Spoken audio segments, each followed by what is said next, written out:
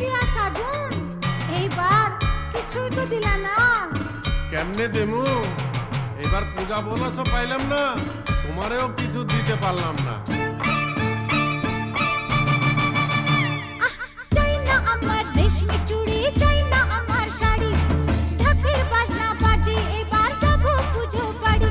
ও দেখতে যাবো মাকে আমার, সাজের কি দরকার, তুমি আছো সাথে আমার, সাজের কি দরকার। ও চাই না আমার রেশমি চুড়ি,